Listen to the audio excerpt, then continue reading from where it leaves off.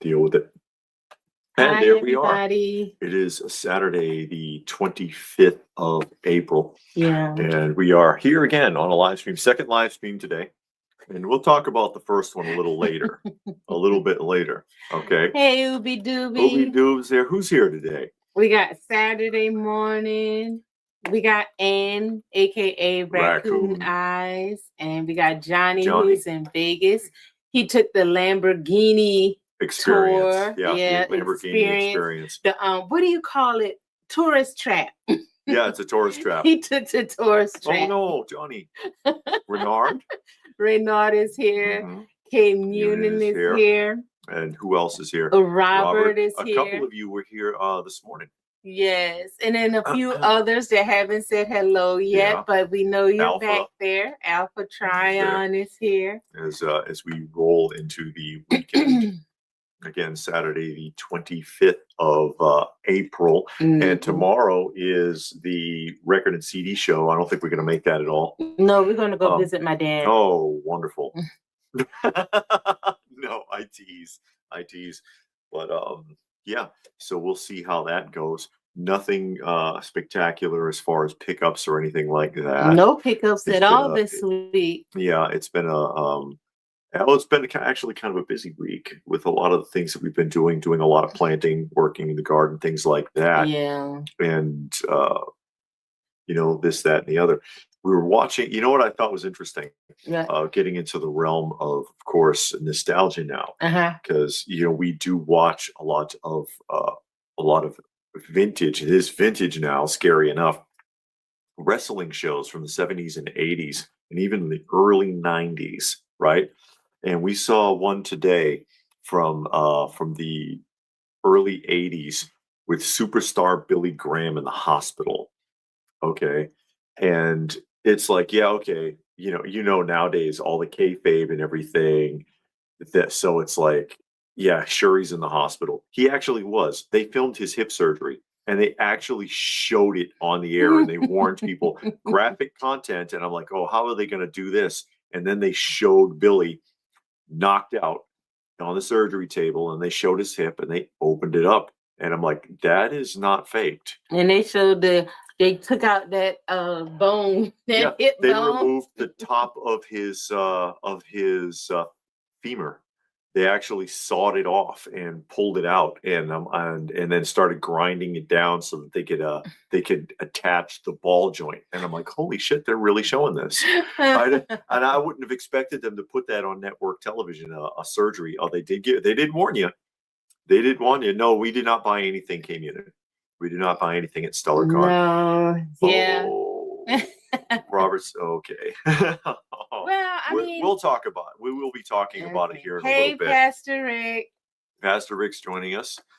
And Saturday morning said 2000s wrestling is now vintage. Yeah. Yes, it is. Anything up to 2005 because it's 20. Vintage is 20 years old and antique is 100 or more. Okay. Yeah, Robert's been watching a lot of old school Star Trek. All of it's old school now, though. Anything that hasn't come out in the last 10 years is old school. But I like the majority of it. Not a huge fan of the Next Generation, although it has its proper place. Mm-hmm. It has its proper place. The original, because it is the original. Mm-hmm. Next Generation's okay. Deep Space Nine I thought was better because they had a consistent plot. Mm. And they weren't really copying a lot, not as much as Next Generation did. Voyager had a consistent plot, and then Enterprise wrapped everything up. Enterprise explained everything that they never explained in the original series, and that's important. All the questions everybody had, they finally answered. Thank you, Pastor Rick. Pastor Rick made a donation to our kiddie pool, he says, our cat shelter. Always appreciate it. Ooby Doob wants to know our toy is going to be classic at 50. I think any toy can be considered classic if it's well remembered at the vintage point, because there are, you know what I mean? There are certain toys that everybody knows about, or that everybody has a nostalgic feeling about. Like you could call the original Masters lineup classic. Okay. Happy 80th birthday today for Joker and Catwoman that came out in Batman #1 comics 80 years ago. Oh boy. Today. Joker doesn't look a day over 70. Munin says, so who was the dude that kept approaching me? Did he continue after the earlier live stream ended? Yeah, I'll tell you. There's JSS Brooklyn joining us. Hey, Brooklyn, how are you? I've tried, and I felt bad because I actually do know who that is. I do know who that guy is. Him and his wife are both like big Star Trek fans, and they have their own they have their own channel on YouTube. And God, he had spoken to me a couple of times, and I'm like, okay, I think it's if I can even remember now, the Starfleet something, Starpod. I think it's Starpod Log. Starpod Log on YouTube. Is that right? I don't know. And they are friends of Lou from My Miko Like. And that's why he recognized me and he wanted to run up and say hi. And I knew who he was, but I'm like, oh God, what's the name of his channel?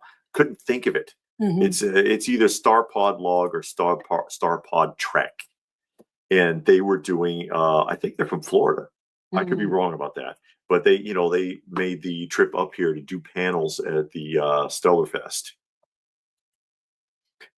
Hey, Spike. Yeah. Oh, Tom and Jerry here. That's an old school class. Yeah, Tom and Jerry. Tom and Jerry. I used to watch that when I was a kid, and it was modified from the original movie shorts because Tom and Jerry, Popeye, Woody Woodpecker, all of that stuff. Those were not for kids originally. They were not for kids, but they were modified for children. Most of the stuff we grew up with was modified from children. Even Johnny Quest was actually a primetime television show that they adjusted for Saturday mornings. So yeah, Munin wants to know what a kid's going to be nostalgic over. Everything. Nothing. Yeah, no, it doesn't seem like they have much right now. We talked about that. We actually did a video. Pokemon. Do kids even collect Pokemon cards, or is that adults? Some do. Saturday morning said Droopy. Yeah, Droopy only had like 20 shorts. That's why they mixed them together with other shows. You saw him intermittently between Tom and Jerry, I think, because it was the same studio. But yeah, Droopy, I believe, only had like 20 shorts. Some of them are crazy, and some of them they would never show again. Like the one with him in the log cabin. You remember? I never saw no Droopy. We watched the whole thing like 2 years ago. You have seen Drew. You know who Droopy is. Cut it out. I know who Droopy is, but I mean, you always asking me about a specific episode of things, and I'm like, I don't know no specific episodes. There was a couple that they did that were kind of racing. Yeah, it was, but I don't remember. Shoot. But I didn't go there expecting to be all that enthused because it's a sci-fi show. And I ain't all that big into sci-fi. I just wanted to go walk around and look. And then my plan was to walk around, look, and then go sit down and wait. So I did exactly that. There's Blue Splash. Hey, David. How are you? Who we met at the Toy Lantern. Yeah. We met him a couple times. Missed the stream this morning, and Weekly Roundup was at a show today. Oh, you hope you had some good fortune at the show. Yeah, he did. Yep. That's right. Saturday morning, Flintstones, Jetsons, Top Cat, Rocky and Bullwinkle, Avon, all primetime shows. Yeah, they and modified for kids. And if you watch them, you can tell that by some of the jokes that they make. As you might recall, Rocky and Bullwinkle in particular made fun of the IRS quite a bit. They all made fun of taxes and made fun of having to pay taxes and things, stuff that would go right over a child's head. They don't understand about paying taxes. Did you build? Oh yeah, JS in Brooklyn. Did you build the comic book racks Yes. Are you going to any conventions? Yes. Yeah, we go to several. We were at the Toylanta this year. We were at the Atlanta Comic Convention. Yeah. We were at one this morning. Yeah. And we will be going to others, and we do film them as live walkthroughs. We announce them on Fridays on our Friday show. Yeah. We announce the shows that are coming up, and we let you know which ones we're going to. Yeah. So or try to get to. Yeah, or try to get to. We can't always make it. Right. So if you want to see what's coming up. Now, we usually do like the Georgia area, dipping into South Carolina and Alabama. Mm-hmm. So those are the ones. But if people send us, we put it out there because, sometimes you don't know what's going on in your area. So we like to just, let people know. Yeah. And David did build the comic book racks. Yeah, and you can see them back here. Those are the comic racks, and I built all of these for my lovely wife and I. And the 2-tier, we wanted it to look like how you would see in a store. And each one of those holds 7 short boxes without overstuffing it. Oh, Screw Your Feelings is there. Glad you could make it. And they were modified from these, which are the proper record cabinets, which I also built. I built them and she stained them. Yeah. And she wanted, again, because there were 2 of these in this room, but there were 4 more of these upstairs. And she wanted her records, because every time you see any record collection, they're all side by side. You should stack them standing up like this, but they're side by side. You can't see what anything is. Yeah, you got to pull them out. Yeah, and she was like, yeah, I'd like to be able to flip through it like you did in the old record store. And she found this template. And so I built them for her. And then it occurred to her. She was like, I wonder if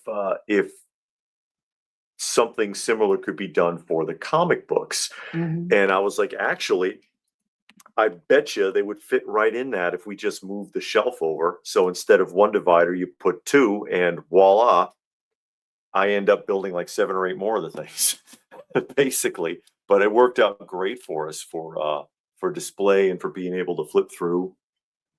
Ooh, David said at the show he went to today, he had no luck. The majority of the stuff was die-cast Hot Wheels, and if it was action figures, they were broken, incomplete, not working, and nothing on the cart. Mm-hmm. Yeah, that's annoying. Boy. Then we got John McJunkin joining us. And what's Pastor Rick said, Pinky and the Brain and Freakazoid were primetime shows first. Really? Oh yeah. Well, I saw them as after school programming, actually. Heroes Con? No, we're not near Heroes Con. No, we're not going. That's in Charlotte. And then you got to spend the night to go there. We ain't spending the night. Oh, we ain't going all the way out to San Diego, Robert. No. How you going to talk about love to see you at San Diego and you don't leave Miami? So you ain't going nowhere. You don't leave Metro-Dade County. Oh boy. JSS thinks they're cool builds. Well, they worked great for us. Yeah.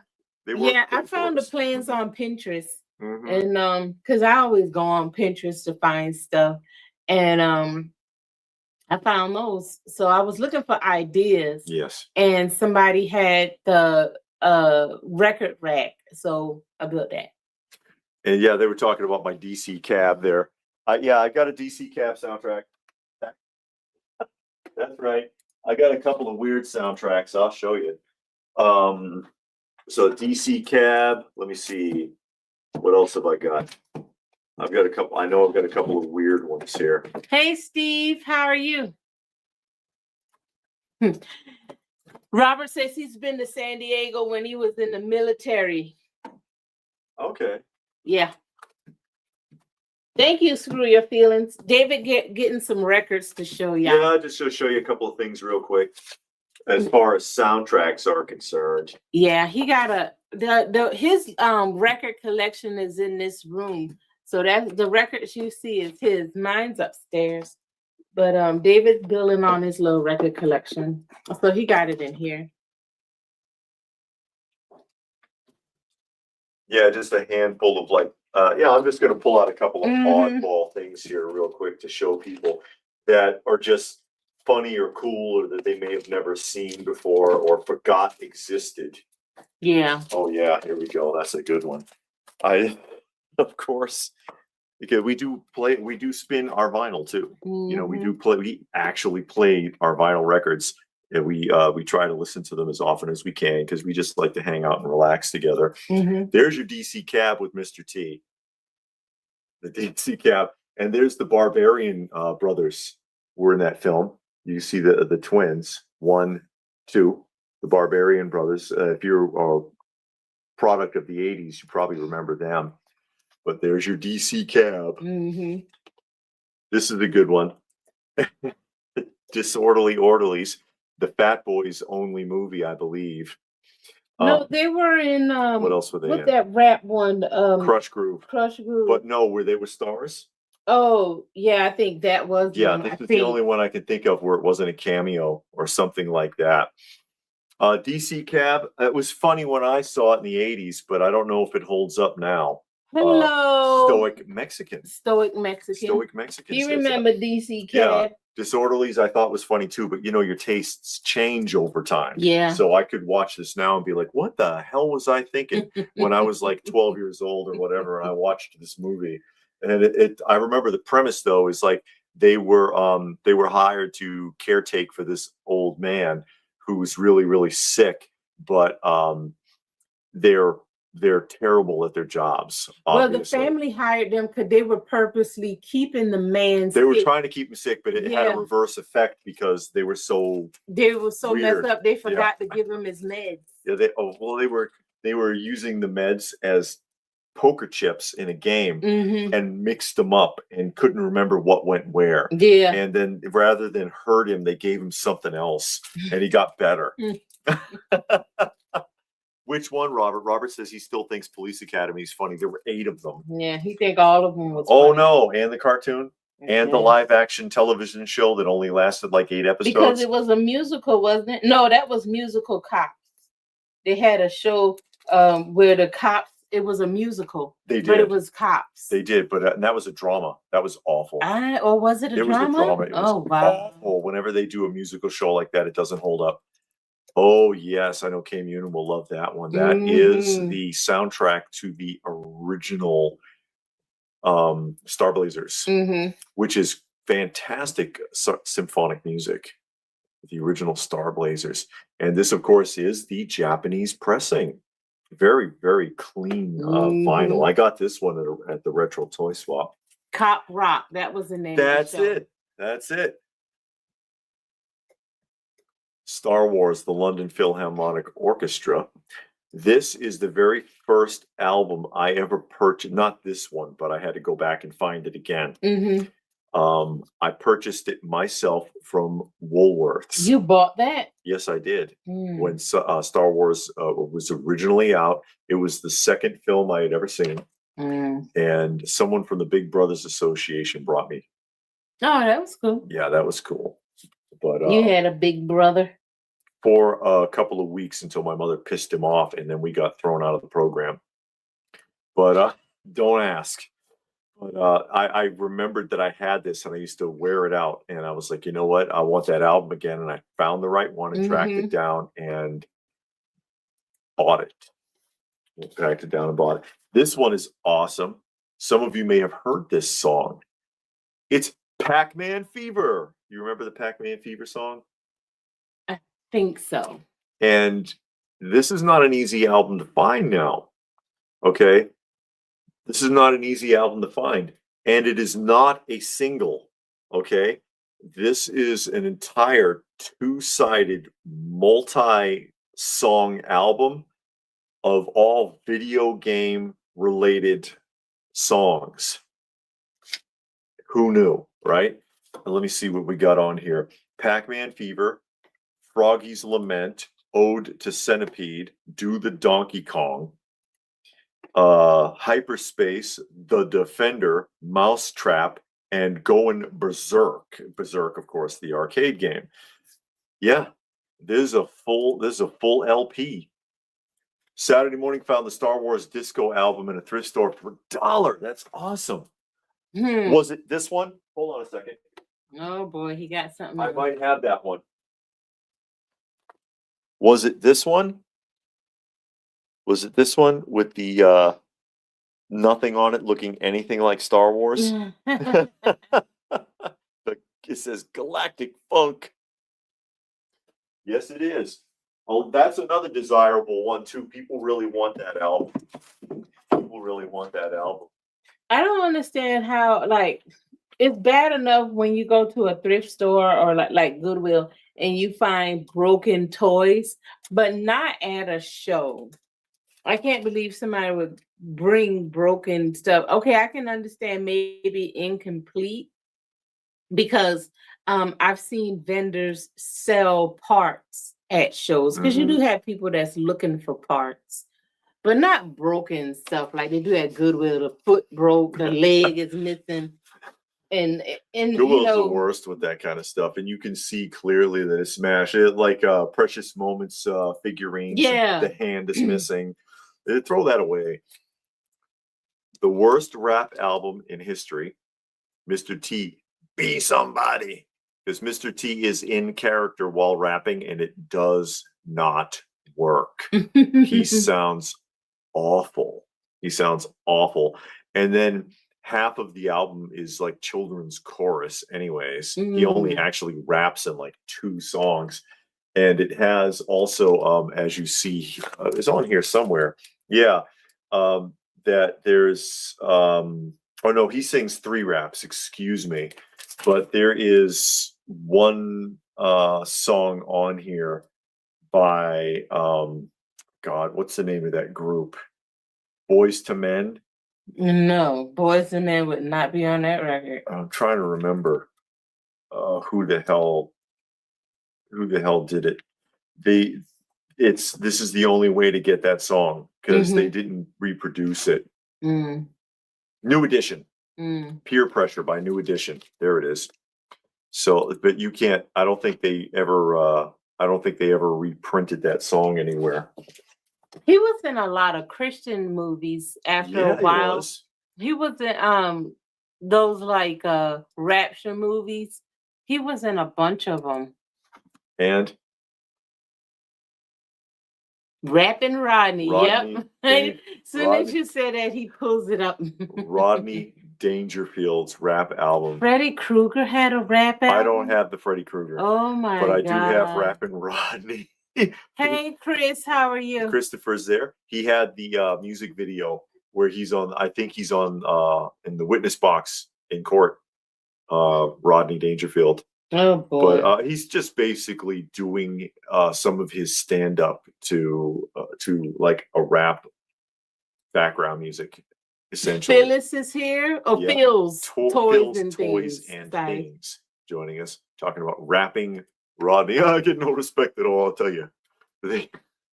He was in a lot of films too.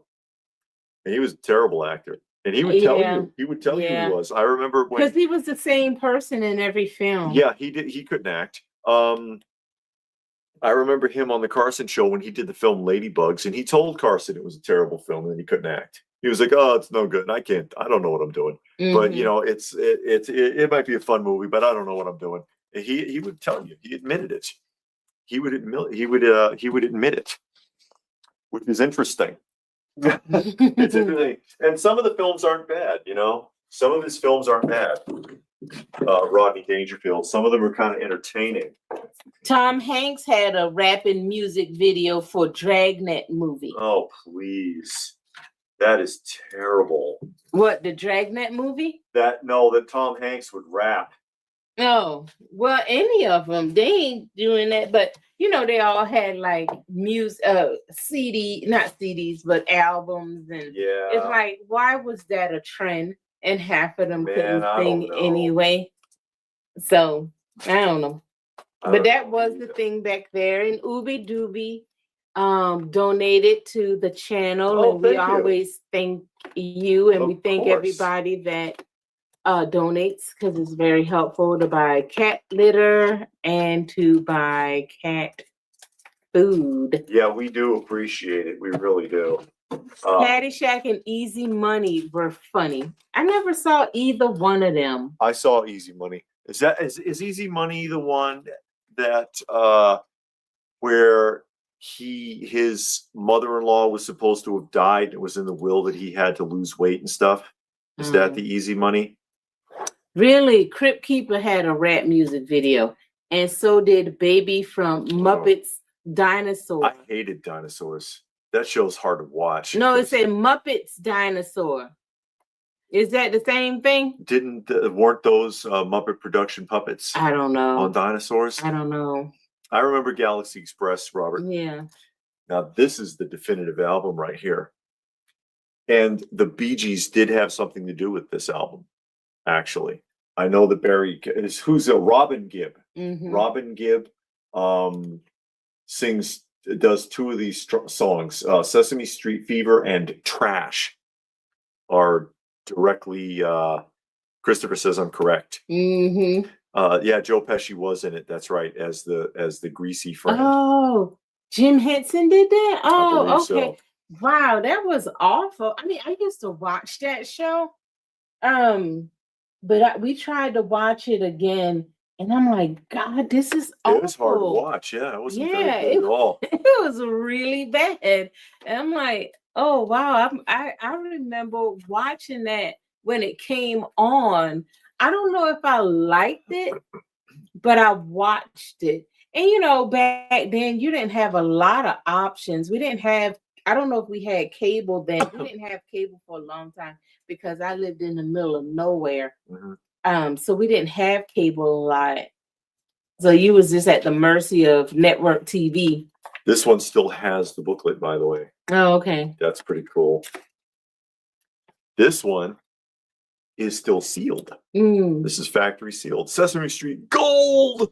Some of their songs actually charted, like Rubber Ducky and stuff like that. Actually charted. Hey, Richard, thanks for joining us. Now the party can start because Richard's here. Oh, good. I was worried.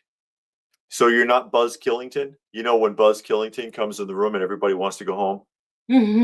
Christopher says, thanks for videotaping the show this morning. That's all right. I will address that. I know people are curious about what happened. Here's one you never see. Records by Captain Kangaroo. Oh boy. Who remember? I mean, Captain Kangaroo has just faded away into obscurity. Strawberry Shortcake had a rap record. Really? I think I have I know I have the Mickey Mouse. That's the Mickey Mouse. Disco. Just go right there. Yeah. How's that? I do have a couple of Strawberry Shortcake records, but I don't remember any of them saying that they're rapping. But I don't know. See, speak of the devil, right? Mickey Mouse Disco. That's a classic. Or you might just want some Christmas disco.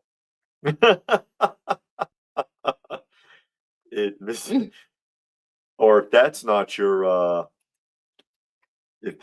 your bag, how about? Oh my God, it's on YouTube. Sesame Street's Kids Radio with DJ Ronald. Manna. I don't know that word. Sesame Street. Mana, da, da, da, da, da, mana. They did it on the very first episode of The Muppet Show. Okay. It was a Muppet Show. Yep. On the Muppet Show. Mr. Green Jeans in that Captain Kangaroo. I don't know. I don't remember. How about this one you'll never find in a million years? The Play School vinyl record series. Who's Who in the Play School Zoo? I don't know. Let's listen and find out. Oh my God. Oh boy. And here's the heartbreaker. You want to feel misty? Put one of these on. Any Mr. Rogers Neighborhood and listen to him just talk and then break into a song, and it'll bring you right back to the mid-70s. It's incredible. I put it on, and sometimes you put a record on and it just sits in the background. But yeah, I stopped what I was doing and listened to it. And I was like, my God, I remember all of this stuff. It's crazy. It is crazy how you talk nostalgia. Mr. Rogers is highly underrated. Robert says Galaxy Express always confused him, but he really liked the show. and DJ Ronald McDonald. That's right. Put the needle on the record.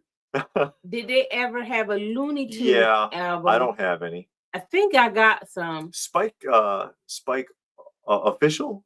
Is that it? Spike Official X? Faithful to Captain Kangaroo and Mr. Wizard. I never saw Captain Kangaroo. Captain It didn't come on where I was.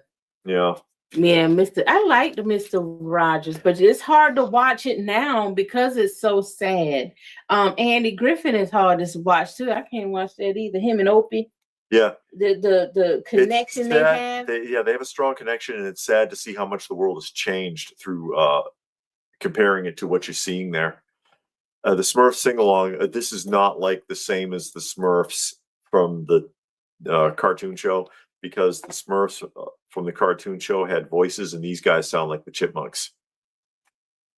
Yeah, Boxer, see, look at that. He's like, oh my God, Mr. Rogers, yeah. But it's so weird. I mean, Mr. Rogers, Andy Griffin, they're all real good shows, but it's for some odd reason it's hard to watch and listen to because of such a strong connection that they have. Just like Andy Griffin and Opie. It's like, good Lord. You know, I mean, it's not bad. It's not bad at all, but for some odd reason, it's just like watching that is like, I don't know. It's just hard to watch. Yeah. On this one, listen to this and see what I'm saying. Some things I don't understand. Everybody's fancy. You all remember that one. Everybody's fancy. Everybody's fine. Your body's fancy. And so is mine. Yeah.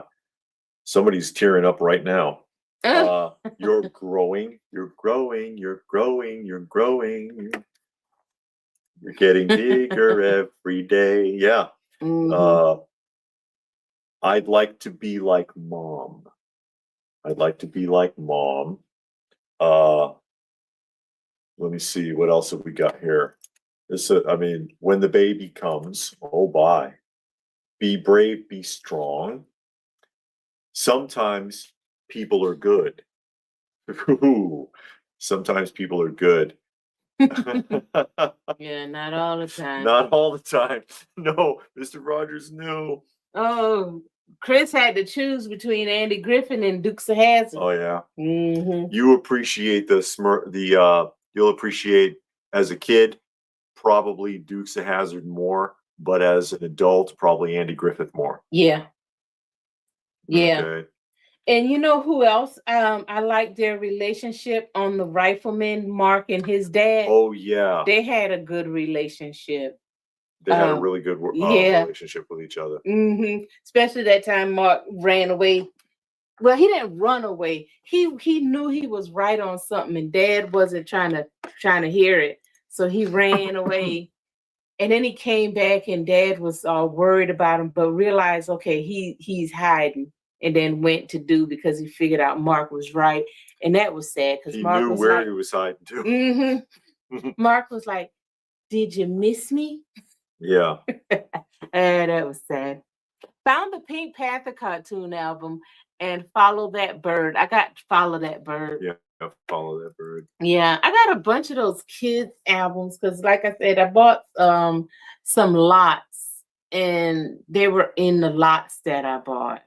So I got a lot of children's records, and I like them mainly for the cover. I haven't listened to any of them yet. So I'm just into the regular ones. Yeah. But I love the covers, and some of them you just want to hang on the wall for the cover because they're just so good.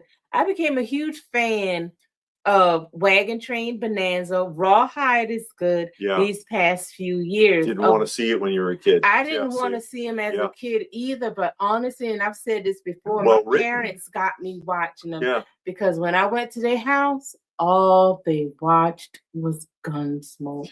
Yeah, so you had no choice. You thought you was going to touch that TV. You were about to get don't touch that dial. And I watched it with them, and I'm like, hey, this ain't bad. Yeah, this was actually pretty good. They were well written and well acted. Well written and well acted. And then when she got to the nursing home, her roommate watched Rawhide. And I'm like, oh God, come on, you gotta be kidding me. But then I sat there and watched Rawhide. I'm like, man, this is pretty good. There was an interesting bit of trivia about Rawhide with Clint Eastwood. He kept his clothing from that show. So he still has his costume from that show. Oh, Rawhide. I Yeah. was thinking about Mark and no. the rifleman. Clint Eastwood. Yeah. He was in Rawhide. Still has the outfit from Rawhide from when he was Rowdy on Rawhide. They made it seem like he was the star of the show. He wasn't the star of no show. Well, it was the trifecta system, same as like a lot of shows in those days. There's three main characters. Mm-hmm. It was Clint Eastwood is Rowdy, Wishbone, and Mr. Favor on that show were the three main characters. So the show would center around one of the three of them each time, kind of like the original Star Trek. Kirk, Spock, and McCoy. Oh, okay. You see the triple thing, and they even kind of do that on Gunsmoke because it's Doc, Chester, Doc, and Marshall Dillon. Marshall Dillon, and everybody else is just a supporting, but it's about one of the three of them every time. And that's what they did on that show. So he was one of the main stars, but he kept his outfit. And when he did the film Unforgiven, which was his very last Western. When he did the film, he wore the boots from Rawhide. I'm about to say he wore them clothes. He still fit because he was slim. Yeah, he wore just the boots because he said that it was bookending all of the Westerns of his career. Because he started with Rawhide, ended with Unforgiven, and he wore the boots to symbolize that for himself, which I thought was kind of interesting. But you know how people steal stuff off of sets. He stole his boots.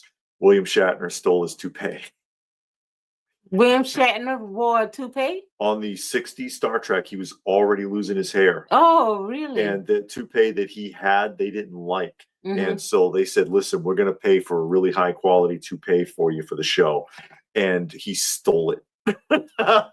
It looked really good, I guess. He stole, apparently, as I recall, he might have stolen 2 or 3 of them. Took them home. It's funny how stuff just kind of comes home with you when you're the star. If I was on the show, I think I'd take a couple of things too. Maybe. Saturday Morning collects vintage cartoon and movie kids books and cartoons and movie-based albums. We got a lot of that stuff. Yeah, I like collecting those things. A lot of it because I didn't have it as a kid, didn't see it as a kid. Highlights we get, and I only ever saw highlights in the dentist office. And we got a ton of those. And we got a ton of them. And very like nostalgic. A lot of the cartoons, I never saw the cartoons. Yeah. So we watch a lot of cartoons now. And half of the cartoons that we watch, I've never seen growing up as a kid. We only had like a few that came on. Because again, I lived in the middle of nowhere with no cable. Sure. All we had was network TV. So you only watched what was there. And they played like the main things. Masters of the Universe, G.I. Joe, Transformers, Thundercats. So you watch that. But the other stuff I never saw, even heard of. So I like having them and collecting them and that kind of stuff. Love the Rifleman too. My favorite was with Michael Landon, Becomes Good because of Rifleman. He was like a punk. Oh, he was on the Rifleman? Yeah, before Bonanza. He was like a punk teenager in an episode. And Mark's dad straightened him out. Yeah, sure he did. Oh yeah, I saw that post on Facebook. I don't know if it's true or not, but yeah, I hope he did find a tendril for $2.99. I wish I would. the Goodwill here, they would have sold that for like $80. $800 Goodwill. It's just some of the prices we saw. We saw today. It was a decent cabinet. Okay, we went to a Goodwill on the way home. One of those old like display TV cabinets like you put in your living room and you put the big screen TV in it and close the doors. They had $500 on that damn thing. I'm like, who's gonna buy this? You know, it's obsolete. It is very obsolete. I see them on Facebook Marketplace for $50. You know. I almost bought one. Oh my God. When I was in Italy, they made handmade furniture, and it was this place that did handmade furniture. So you go there and they had a showroom and you can pick but customize, or you could be like me and drew a picture and was like, I want something like this, and then my little chicken scratch. So they was like, I think this is what this person wants, and then they made me some stuff. But they had this they call it a shrunk, and it was this big old wall piece, and you put your TV in the middle, and they had all of this extra stuff on the side and the bridge that go across. And I was like, man, I'm gonna get one of those. And then I was like, nah, that's gonna be too big, blah blah blah. So I'm glad I never got that. Because I would have it now, like refusing to get rid of it because I bought it and paid way too much. And I'm like, thank God I did not get that. Did you ever see the Western tape? Hello, Two Old Geeks. Hi, Two Old Geeks. They have a YouTube channel. Two Old Geeks? Yes. You have a YouTube channel, right? I believe you do. I think I've seen your channel. It was another guy that used to watch our channel years ago that was Two Old Geeks. Well, it wasn't Two Old Geeks talking. Just Two Old Geeks. Is that the same person? Well, they'll tell you here in a second. Oh, okay. I don't think I've seen Tate. I'm not sure if I've seen Tate. We probably turned it on for my dad because after a while I just turned on I couldn't pay attention to it because when he was watching, though, unfortunately. Because that's all he watched, and you watch some of it, you're like, okay, this is pretty good, but then you got burned out. So well, not only that, but because these shows they don't have all the seasons. They have a few episodes from each season. So, in a few days they'll cycle through and start over. Yeah. And so you have something like not the Rifleman. You have something like Gunsmoke that has 20 seasons, but they only have like 40 of those episodes. And it's like, God, you could fly through that so quickly. Hey, Isaac. Isaac's here as well as Jesse say what? That's right. Glad you could make it today. Oh yeah, I used to watch the Brady Bunch. I've probably seen every episode of the Brady Bunch. I think so because it came on reruns. Yeah, probably saw every episode 20 times. Yeah, the monkeys. I saw Gilligan's Island. Gilligan's Island we saw. We tried watching that again while my dad was here trying to break it up from Western. Can't do it. And I'm just sitting there like, God, this was stupid. I was like, oh my God, we used to watch that. Yes, we have been on YouTube for 5 years. Okay. Let me write that because I remember. Didn't see their channel. I know I've seen their channel.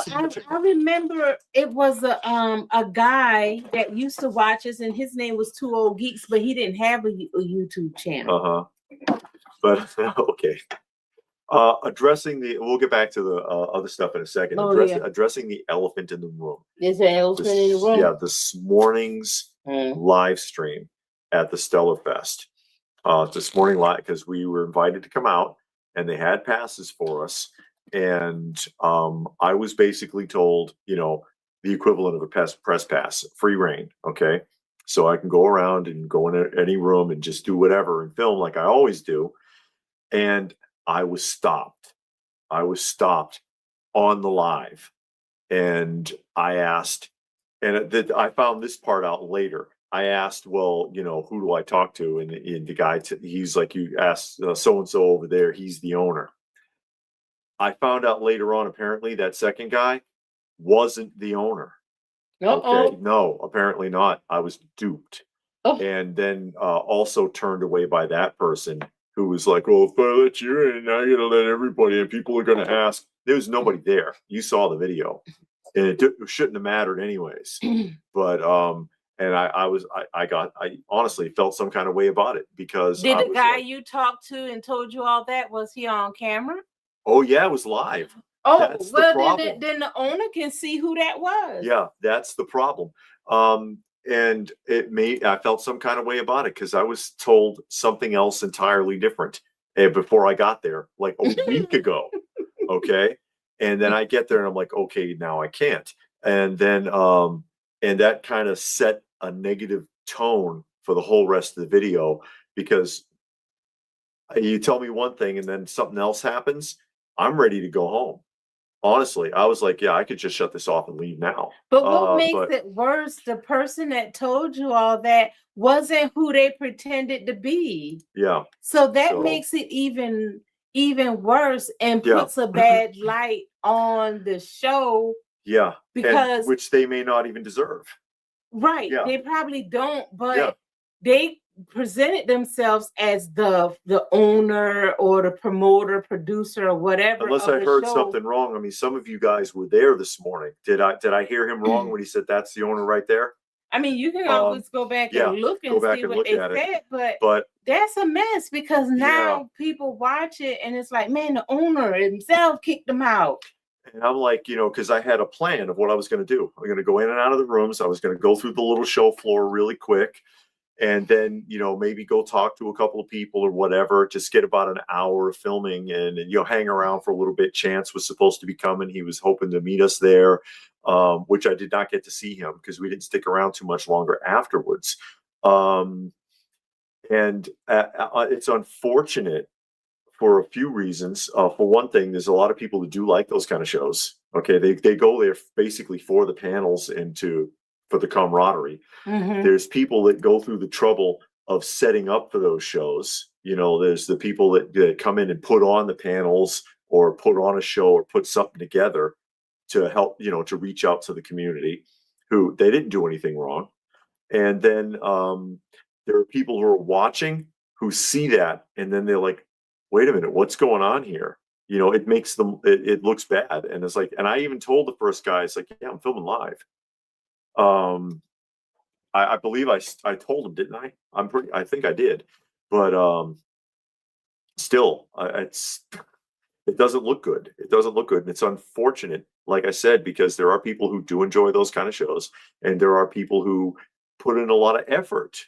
The people who do the panels and stuff put in a lot of effort, and so hey, Logic Blast is joining us. Glad you could make it today. We're doing all right. And so that was that was just really unfortunate how all of that worked out this morning. I might have stuck around a little bit longer, but otherwise, and I like I said, I got to feeling some kind of way about it because the vibe was just kind of ruined for me. But that's so sad because how you start your day off and you're like, okay, it's gonna be a good day. We're gonna do this, we're gonna do that. And then one small thing like that ruins the whole day. And if that didn't happen, even if the show was like it is, you're like, oh, okay, the show isn't all that great. You could have still had fun and picked out all of the good things. But then somebody do something weird and then they put a bad taste in your mouth and it just ruins the whole day. Yeah. And you really can't get back on track. Then you got to go home and eat a whole tub of ice cream to try to make yourself feel better. Ice cream would be nice. Mutant said the dealer's room was artist alley. If essentially, I mean, it was all arts and crafts stuff. But I think that's what the show was, because it was sci-fi and fantasy fest, right? So, yeah, I mean, but in the old days, though, when I went to sci-fi shows, they did have a lot of toys and comics. It wasn't a lot of that kind of stuff in the old days. Well, they had that one comic guy that was putting up, was setting up. He didn't get ready yet. And then they had some people outside because I was sitting outside and they were doing Tai Chi. The guy was explaining the origin of Tai Chi, and then he went through some exercises, and I was watching. I was like, "Oh, that's what Charlie do on Falcon's Crest." This Christopher says his friend Rob and his wife were at the show having a good time. See, they like going to panels and hanging out. See, yeah, and that's so my experience is in a reflection on them, and I had actually put that in a comment and pinned it on that video because I don't want people to think I'm just trying to take a crap on Stellarfest. But like I said, it doesn't take much. Sometimes it just the whole tone was thrown out in left field when again I was told one thing and then something else occurred that just I was like, oh geez, all right, what the hell is this then?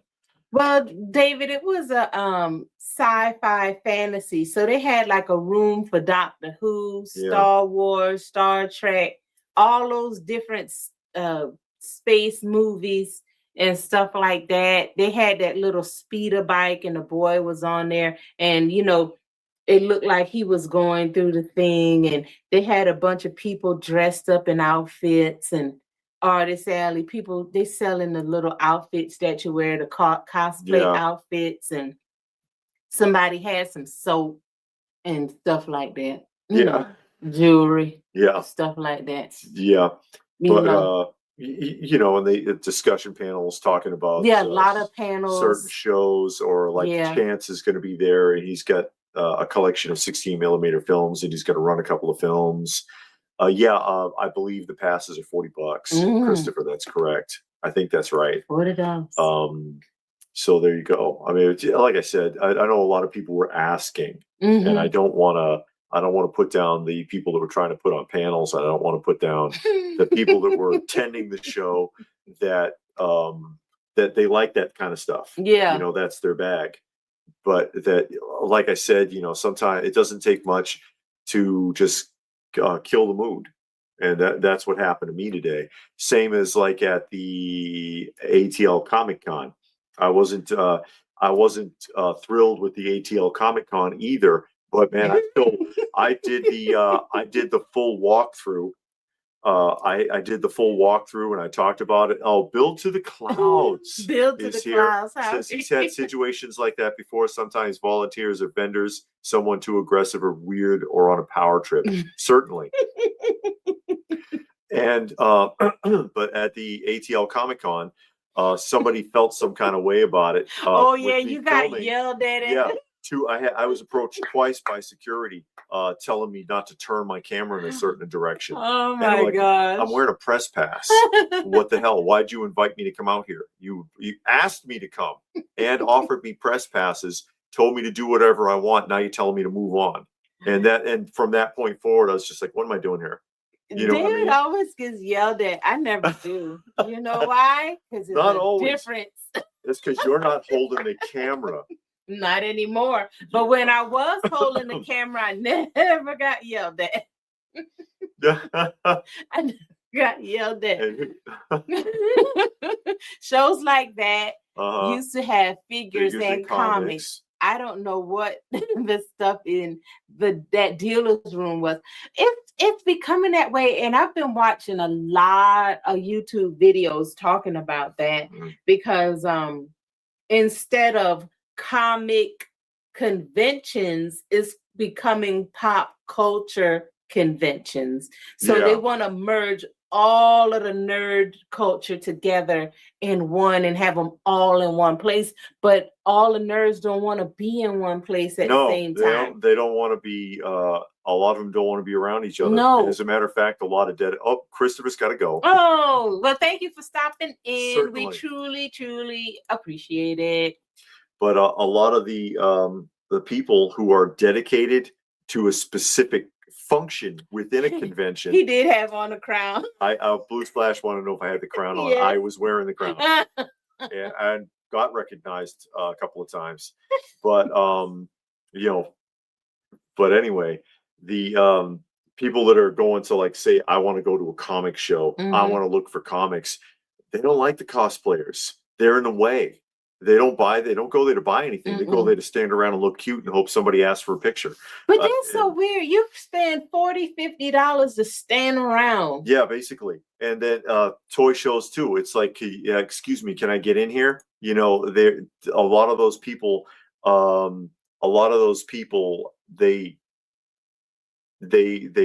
coming there for the dedication of the specific genre. I'm a comic collector, I'm a toy collector, whatever. If you're standing around trying to look cute in a cosplay costume, you're in the freaking way, and they don't like that. It's crazy. I don't mind if you want to stand around, but do it in the lobby, not in the middle of the aisleway where people are walking. Which is why some places have a designated spot, which they did do, because you saw all the guys in Star Wars cosplay were standing in front of one banner. Yeah, they were all in one spot. So if you want to take a picture with somebody dressed like a speeder bike guy or whatever, or Mandalorian, that's what they did. And I've seen that. So there you go. Bill to the Cloud says, I'm glad to see I'm not the only one who gets in those situations, make you want to sulk or have a pity party for yourself or be away from people. David, can you please stop pointing your camera at me? No. I refuse. Booby Doob says, if the Kentucky show interests you, I live 30 minutes away and have a spare room. Oh, wow. Well, we appreciate that. Which Kentucky show is he talking about? The Kentucky Kentuckiana? Mm-hmm. Oh, yeah, that's the one Ace is talking about. Ace recommended that. Ace, all good. Is that on I-75? How far is that from Noah's Ark? Because I've been to the Ark Experience. That was great. I went when it first opened some years ago. We were still living in Illinois when I went. It was in the middle of nowhere, and they didn't even have hotels around. So we had to stay in Louisville. So we had to stay somewhere. It was like 45 minutes away. And we went, me and my mom went to the Noah's Ark, and that was great. And I always said I want to go back and I want to take David. I think he'll like it. It was a lot of fun.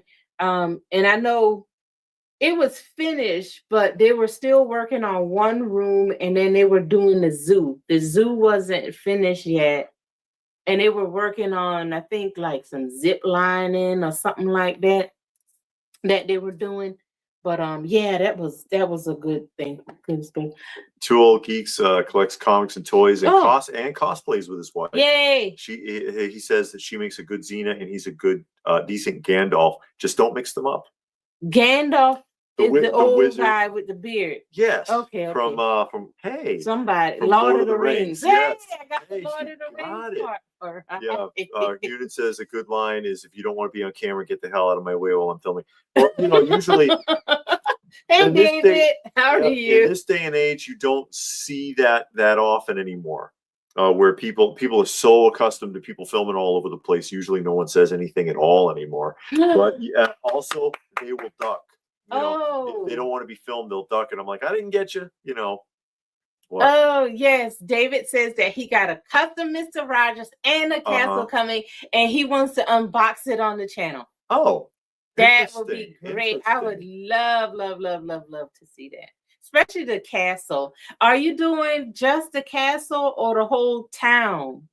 Because the first stop was the castle, then you went around to the owl, then you went around to the clock, and then the last people was the platypus. Right? It was more than that, but but those are the ones I remember. Well, I know, it was more. X the Owl's tree, the Daniel's tree, clock, then the clock, the platypus's mound. That was the last stop. No, Lady Elaine's or museum go round, and Cornflake Especially's. I don't remember Cornflake that one. Especially's factory, which I think was actually on the left side of the castle.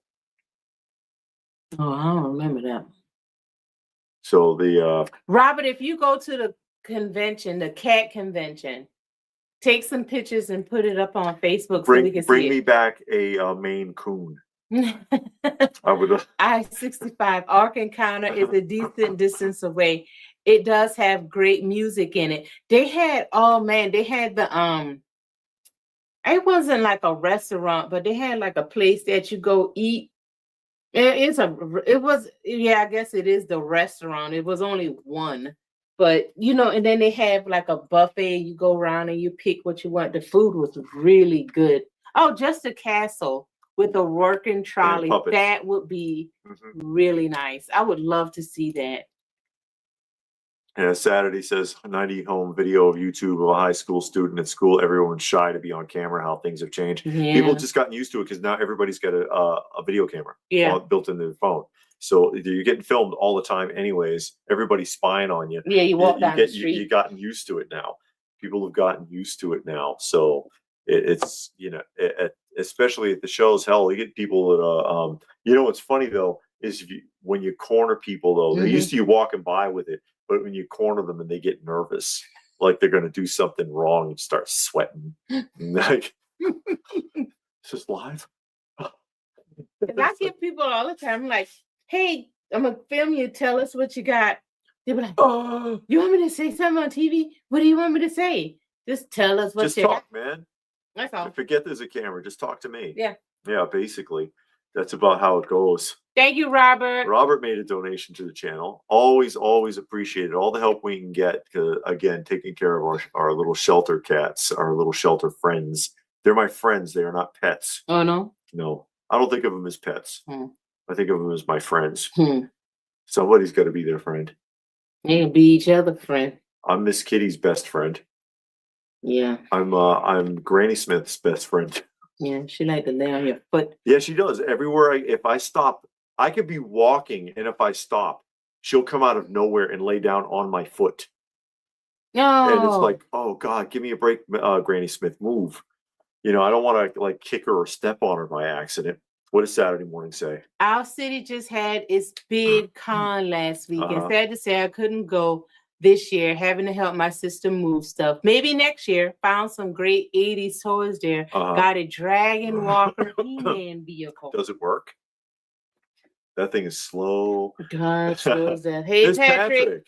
And now you can hold that over your sister's head. Yep. You know I missed that convention. Because I had to help you move. Because of you, I lost my chance.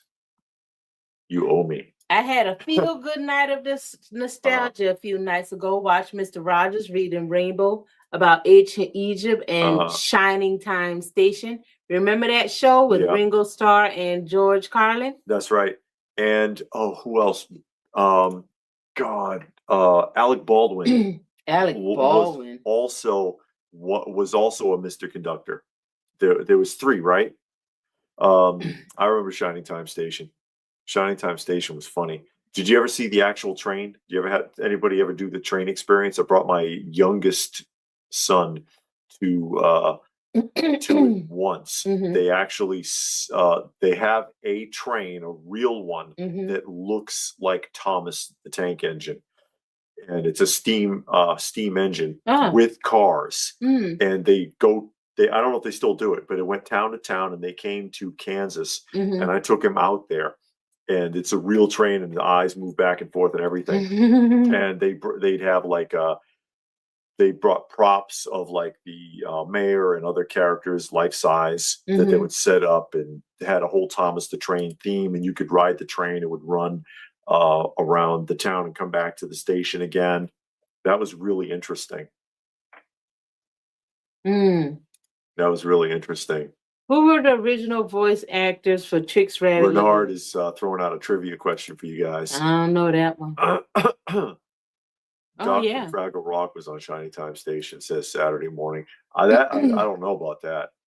I don't remember. But yeah, Fraggle Rock was a fun show too. I never saw the animated one. I did. That's the one I used to watch. I watched the live action puppet one. I'd seen it, and of course I have that on disc, but I do not have the animated one on disc. Just the live action puppet show of Shining Time Station. Muppet production, obviously. As well as the first 3 seasons of the Muppet Show, but I don't think they ever put the rest of because 5 seasons, right? I don't think they ever put the other 2 seasons on disc. They had a lot of problems because of all the guest stars. You know, everybody wants a slice of that pie. That's why it took forever for Batman 66 to get out on disc. Everybody wants a piece, and you can only make it so freaking expensive, and then it just gets stupid. You know what I mean? You had to wait till everybody die out. No, then the family wants a piece. It's not that simple. It never is.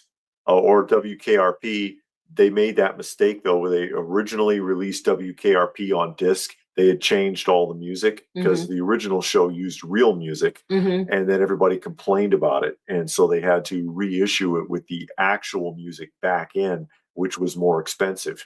And then same problem with Miami Vice, I think, and they used lots of popular music from the time period. The soundtrack, if you had a full-on soundtrack, it's like what's what of the 80s, really. It's pretty good music on a lot of it for the incidental music, and they'll play often the whole song on Miami Vice. They'll make it's like a little music video. It's crazy. That's a cool show, though. We're watching It that is. now. We are We're watching watching it that right now. now. It's a pretty well written show. You know what was surprisingly good? We were watching it today. The Running Man, the 2025 Running Man. Yeah. I don't even know if you want to call it a remake because it's more like a continuation of the show. Like the Running Man was the what you call those shows that game show. And this is still a game show, but it feels like it just kept going. You know, it's more technology like they involved. changed the show because originally you were forced on as a prisoner, but then now you can volunteer for to be on it. They're still doing all of the lying and cheating and all of that. But it was actually surprisingly good. We still got like 15 minutes left on it to watch. Yeah, we stopped because we had this scheduled. But yeah, hey Johnny, it's not bad. It, you know what the trick is? Don't think of it as the Running Man, because in your mind you're going to compare it. You're going to sit there and try to compare it to the original, and the original is really good in its pocket. You know what I mean? For the original Running Man is a good movie, but this is also a decent. It's not, you know, it's not a stellar film, but it's a decent enough film. The story is good enough. Yeah, but you can't compare them to each other because they're different enough. Yeah, they're different enough, and I like that they didn't try to say it was a reboot or a remake. It looks like time just continued going. The show kept going, and you know, they changed the rules. They changed how you get on the show. Like he said, you volunteer now to get on the show, and then once you get there, they make up this story about something you did which you didn't do. But I think it's pretty good. When is the next Powder Springs swap meet? That's in June. Yeah, it'll be the first Saturday of June. Built to the Clouds, first Saturday of June. Oh yeah, no 80s Running Man figures. No, they did not. But we'll probably be at the Retro Toy Swap because we go to. I don't think we've missed but like one or two of them. But we usually have a lot of good fortune at the Retro Toy Swap. You know, finding things, because again, they're not traditional dealers at the Retro. It's mostly people who if they could afford to set up a table at another show, they would go, but they don't want to pay $450 for a table, but they can pay 20 at the Retro. Yeah, you know, so it works out pretty well in that regard. And you find a lot of great deals. You find stuff, people bring stuff out that you never see because again, they're mostly not vendors. There are vendors there, but mostly they're not vendors. Yeah, they're mainly just people clearing out their own personal. Getting rid of stuff. And I found some great deals there. I found my Johnny Reb cannon there, my Remco Johnny Reb, and it's like, and I've never seen one at a show, at least not intact. This is 100% complete and looks like it's never been used. You know, it's like, wow. I have found some great stuff there for incredible prices. Muni lives in Miami, and there's nothing like Miami. The beaches are nasty. High rent areas are overgrown and riddled with potholes. Well, you were supposed to be there in '84. That's why. I like Clint Eastwood. Which movie star would you want movies from? Harrison Ford, Schwarzenegger, Clint Eastwood, Chuck Norris? It depends too, because some of the films are better than others. Those are all good action stars. Steven Seagal. Oh God, I like Steven Seagal. I don't know why he get a bad rap. His movies are good. Because in real life he's a prick. Nobody likes him. I bet you they didn't think that when he was on Cops. Oh boy, everybody knew him when he was on Cops. Pre-overweight hair plug Steven Seagal films are better. When he gained 150 pounds and then got that widow's peak sewn into his forehead, then those are hair plugs. He could have changed his hairline. Oh, he changed his hairline. He was already going bald in his first film. His hairline was all the way back here. Yeah, but I mean, you know, he didn't have to dramatically put in that widow's peak. He could have kind of evened it out and did something else right there. He didn't have to like drastically make this like arrow or airplane going down or something. He used his inner chi to make his follicles open back up. Woosa, woosa, and then the hair is like ping, ping, ping, like that. Mm-hmm. Is that what happened? What's American Ninja? That had some toys, but it was a 80s R-rated. American Ninja. That's one of those like B karate films from the 80s, right? Mm. Oh yeah. At the antique, at Martin. Yeah, he had to cut down. Right. Yeah. Because of the complaints. Because the complaints from the antique mall. Yeah. And it's like, which I talked about that on the live stream actually when I was out there and found out what happened. Because he has as many as 80 people want to get in there, and they were like, no, you need to eliminate a whole row because we need the parking. And it's like not like that. And it's like, yeah, but these people are coming into your establishment. So it does boost the business for the antique mall itself. And it's only once every 2 months. But the last time we went, the bathroom was conveniently broken. It wasn't broken. They had a sign that says bathroom for patrons only. When we were outside, they said the bathroom wasn't working. That's what the sign on the door said. Bathroom will be for patrons only, because people, they go to the show and they want to use the toilet. Yeah, and there's been a line every time. Not the last time, because they wouldn't let him in. And I'm like, ooh wee, they're really gonna kill it. It'll get to a point where he may end up having to move the location, and then that could hurt the show. I mean, because if he moves the location, then people expect it to be there. That's why the guy who runs the Atlanta Comic Convention won't budge from that hotel, because people have been coming to that spot for like 30 years. He doesn't want to move. Steven Seagal moved to Russia. I know he was the ambassador, and he was like the only person for a while that could talk to Putin. You remember that, Seagal? No, I remember something like that with Dennis Rodman in North Korea. That he had gone. Seagal too. He didn't go to North Korea. No, Russia. I remember him going to Russia. I don't remember him being like a goodwill ambassador to Russia, though. But I do remember the thing with Dennis Rodman and Kim Jong-un. Going and I know flying that. Back and forth. Yeah, I remember that. Sorry, Michael, somebody had a bunch of sequels in the 80s. Yes, they are cheesy. Oh, I never heard of American Ninja. Is that the one that has Lee Van Cleef in it? Lee Van Cleef is supposed to be the ninja? No, I live near hospitals. Oh, okay. Steven Seagal. Oh, boy. Ooby Doob's talking about the executive decision. He was on camera for like 3 minutes. He had a bit part in that film. Oh no! Yeah. Why y'all gonna rag on Steven Seagal? Because nobody likes that guy. Nobody who works with that guy ever liked him. There's people that talked about. Oh God, what is his name? One of the actors was saying that there was a lot of complaints. He was in a film with Steven Seagal, and a lot of complaints with the stunt coordinators because he's extremely rough on stuntmen. And he was like, "And you're supposed to." Stuntmen are supposed to work together and protect each other, and he's being really brutal with them. And they asked him, was he brutal with you? And he was like, no, I'm an actor. I'm not a stuntman.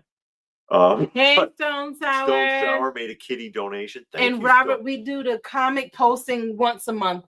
Thank you, because we change out the comic rack at the beginning of the month. So wait till the beginning of the month, and then you'll see it. The comic book rack, which is right over there, that we have, and my wife has 2 sides and I have 2 sides, and we fill it back up. We take everything out. We only put 1 book on each slot because we don't want to bend them up, and then change it out once a month. Although sometimes we are late. Sometimes we are late with it. Depends on what's going on. I know this last time we were late because we were still working on putting up the slat walls. But Robert, if you live near the funeral home, You won't have to listen to the ambulance coming in the middle of the night with their sirens blaring. No, you won't. Although It'll be nice and quiet. sometimes in the afternoon, traffic might be blocked. Yeah, because they're having a funeral. They have a funeral. It depends on how well liked the person was, because sometimes ain't nobody there. Yeah. Sometimes nobody's there. It's all set up and there's 3 people in the pews. And sometimes there's like 500 people and 80 motorcycles out there. Build says, recently bought hologram Batman cards from the 90s. Amazing quality 3D entire series holograms. Made one for Spider-Man and Superman also. Oh, okay. I have the Hostess Cupcake Ninja Turtle hologram cards. Oh, really? Yep. They only had 4. No, K Munin. That's so mean. He is out of shape now. He gained a ton of weight. I wonder what happened to him, because wasn't he like a professional martial art person? According to him. But he got like a black belt and all kinds of stuff. He's an Aikido master and ex-CIA asset, although neither of those have been verified. How you cannot? But he do on YouTube teaching people how to do kung fu. Oh yeah. Or martial arts. I don't know whatever I don't know. I mean, who knows? Who knows? Who knows?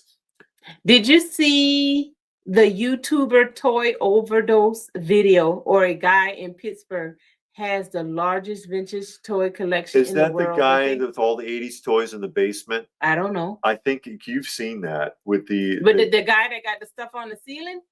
Yeah, and it's all in the basement and everything's loose.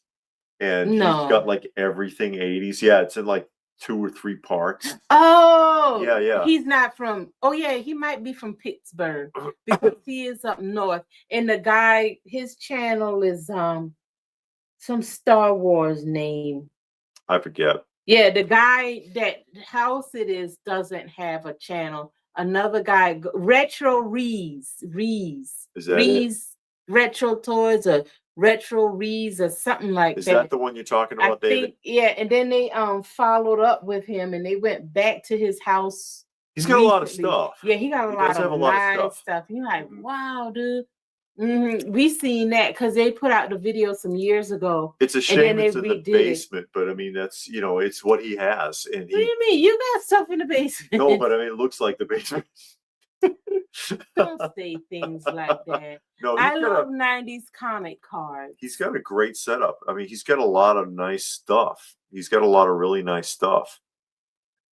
New X-Men cards in 2018, $1,000. Huh? Nah. It's set on eBay. Okay, yeah, that's him. Okay, his name is Chad. That's right. Okay. Yeah, we saw that, and I saw the updated video too. Because, like I said, we saw the original one that came out some years ago, but then the guy Retro Rees or whatever his name is, he went back more recently, and we saw that one too. Because the guy updated a couple of things. Yeah, he does have a pretty impressive collection. He does. He's got a lot of 80s stuff and some stuff and some things you don't normally see. So not, I'm not taking anything away from him. He's got an impressive collection.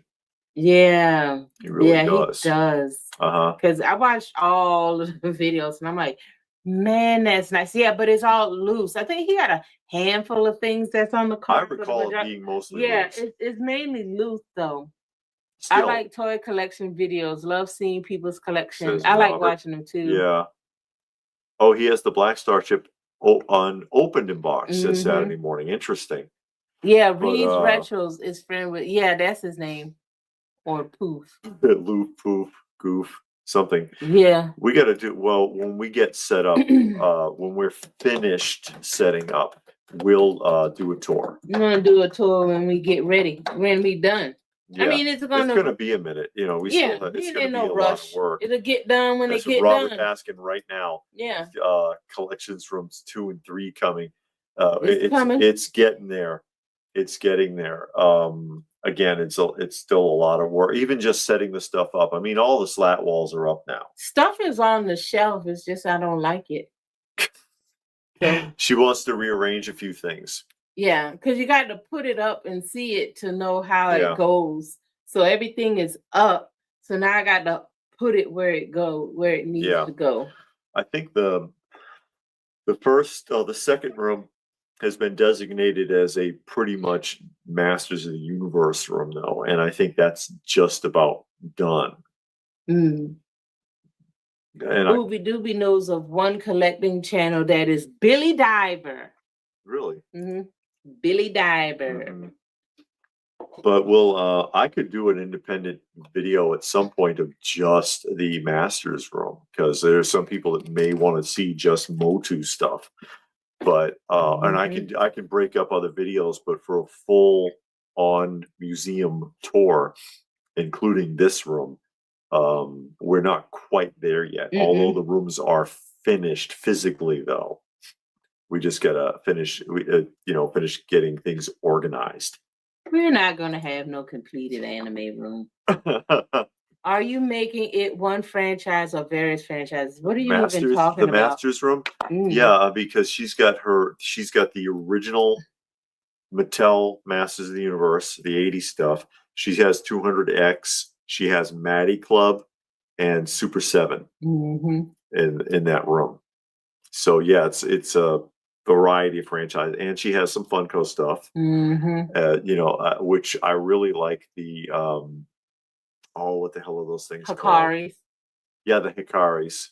The Sofubi ones are pretty cool, and some stuff like that, some odds and ends. But which of course my favorite will naturally be the 80s ones. But yeah, it's going to be essentially a designated Masters of the Universe room because of all of the stuff that she has. That's what she has the most of, and it does actually fill that entire room. It actually fills that entire room. And what room 2 is 285 square feet of Masters of the Universe. Wowzers. And the all in, though, all 4 rooms completed are 2.5 times the size of the original toy museum.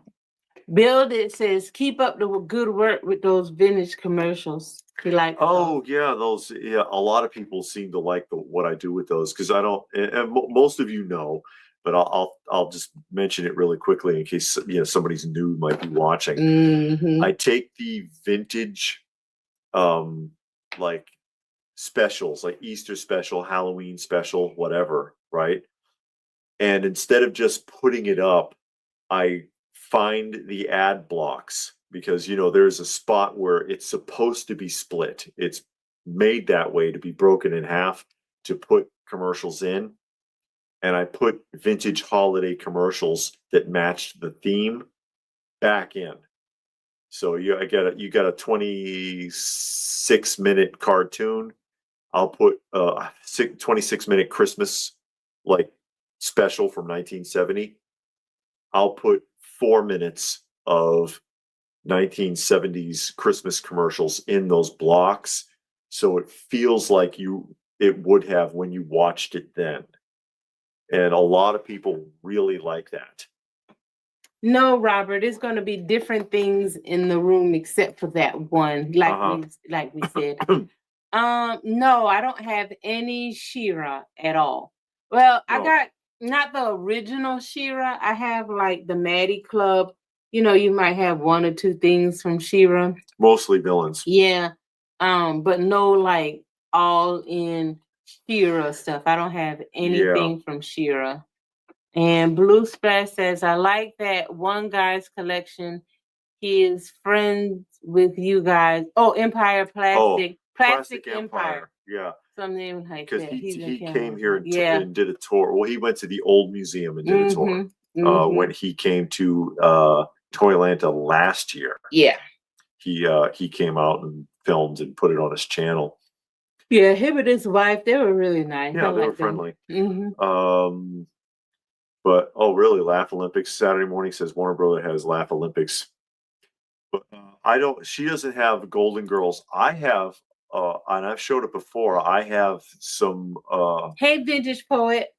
early She-Ra-ish dolls that nobody has seen That wasn't before. Golden Girls? No, Golden Girls was like Remco. It was a knockoff of She-Ra. I remember you had got them at like the Conyers show, but I thought those were Golden Girls. No, they were not. Oh, okay. They were actually the template for She-Ra because they predate She-Ra by several years. They came out in 1978. And She-Ra came out in, of course, the mid 80s. Hey, Frankenfrog joining us. I mean, I can show you guys. Robert wants to know if Pixel Dan will come. Yeah, he was in the old toy museum. Pixel Dan visited us before, and he wants to come and see the new one. It's a scheduling issue where he's concerned because he's all over the place. I think he's going overseas again this year. And he's getting more into wrestling now. Yeah, he's been doing a lot more wrestling stuff. That's why he couldn't come to the Toylanta this year. He had a previous commitment with a wrestling show and could not come. But if that is an option for him if he's in the area again. Yeah. But yeah, I mean, I can pull those out if anybody wants to see them. But that's where they got the idea for She-Ra. Oh, they got a lunchbox too? And Playing Cartoon didn't get made. Oh wow. I've never heard of them until I saw the toys at the toy shows, because they pop up at the toy shows all the time. They're popular with a lot of people. But I had never heard of them. But you can tell they're in that She-Ra, He-Man like universe, I guess. It got that feel to it. So you can kind of tell. Yeah, I love me some G.I. Joe, Robert. If it's obscure enough, I'll grab onto it. Yeah, Saturday Morning said Dan has the Ninja Turtle book. Yeah, he was in a live stream with us a few months back, and he talked about the book. Justice Curry. Yeah, I don't know if Justice Curry's ever getting this way. Robert's talking about Justice Curry because I can't remember him ever coming down this direction. Yeah. He usually stays around the Windy Cities, but I don't recall him coming down here. Motu Joe does. Yeah, he comes to Toylanta and Joe Fest a bunch. Yeah, he comes to that. Yeah, Dan is into Ninja Force, G.I. Joe, and starting on Transformer Pretenders. Oh yeah, the Pretenders. Is that the one with like the shell? It's like a person. Really? It's like a. It doesn't really do anything. It's like a casing, and you open it up, and there's a Transformer in it, like it was disguised as a person. It's hard to describe. I never seen that one. Ooby Dooby. He says that the guy he has a collection. He connected a bunch of mobile homes and made and themed each one, and got a couple of flags painted for other lines. That sounds pretty cool. William Shatner. Yeah, okay. Robert just goes. William Shatner's got a pretty busy schedule too. Yeah, the Transformers Master Force Saturday morning. I don't think I've seen that. Or Headmasters, or any of the other ones. I've seen the Beast Wars, and I've seen the original show, but I don't think I've seen any of the other Transformers shows. Okay, they can turn human size in the shells. Oh, okay. All right. Yeah. I know the toys. I don't know anything about the show. They had a lot of weird shows over the years. Again, Transformers. I mean, if you think about it, they've been making them almost nonstop since 1974. Robert's trying. Give him a call. You schedule it and set it up. Set it up for us. To Sergeant Slaughter. Oh, Saturday morning said Master Force cartoon was allowed to kill people and got brutal at times. Okay. Really? That's interesting. What was it, a Japanese cartoon? Must have been. It couldn't have been American. Because I know Headmasters was Japanese, and then they had to dub it. Although, like I said, I never watched it. I know about it. Warren had a set of the Headmasters cartoons. He had a lot of those cartoons on disc. But like I said, I haven't seen a lot of them. American is not about to let you kill nobody. Well, They will now. They Now call they, it an yeah, adult, you can kill make it an everybody. adult show like Invincible. Yeah, we're Invincible's a watching mess. Invincible. This season, which is season 4, is very good compared to all of the other ones. But I guess you can tell from the previous seasons where Mark was messing up, and now he's starting to get it. And I think he's starting to understand why his dad was the way he was. And I like that him and his dad, and even Oliver has come to forgive his dad. And, they spent time together, and they've come to forgive him. But his dad is really trying, and everybody's just giving him a hard time. They really are giving him a hard time. No, we're not watching any new animes right now. No. We haven't watched anime in a while. Yeah, we got a full schedule though. We got a full schedule of like regular TV viewing that we do. Sky Surfers. Interesting show. Really weird sexual innuendos. Oh, because no. Boy, do they love showing that girl's butt. Yeah, her butt and breasts and crotch. Yeah. And she halfway naked anyway. They do. And then the theme song is like the worst theme song I've ever heard on a cartoon. It's like this rage death metal where they're screaming into the microphone. You can't understand anything they're saying. But the show itself isn't bad. And then Centurions. Yeah, we're watching Centurions. And C-Lab. C-Lab's pretty well written, actually. Yeah, C-Lab. I like C-Lab. And Silverhawks. Silverhawks is fun. And Thundar the Barbarian, also surprisingly well written, I think. Thundar the Barbarian. Yeah. Then we're watching this other one, Super 7, where they just show you a bunch of random cartoons, but they're kind of lame. Well, they've got a handful of different characters, like the Web Woman. Yeah, and then that black couple, one of them stretch out, and the woman gets small, but she don't do nothing. She just ride on the dog. One guy, the black guy, is basically Plastic Man. Yeah, he's stretching, can turn into anything. Turn into vehicles and stuff. But the woman gets small. Yeah, and then he just carries her around. Yeah. Or she rides the dog. But she does absolutely nothing. She does nothing. So it's like, why did you get small? You didn't have to transform at all. You could just stay like you was. Yeah, I know. And then they had the Mirror Universe version because they came. It's the same two people from another dimension, but they had different powers. And that guy, the guy. Hey, Migo Matt. Migo Matt's joining us. Yeah. The guy turns hard like diamond. Yeah. And then the girl gets big. She's like Big Chief from Super Friends. And I'm like, that makes more sense. Yeah, because she was actually doing something. The other lady, she get miniature and does absolutely nothing. I'm like, what is the point of her ability?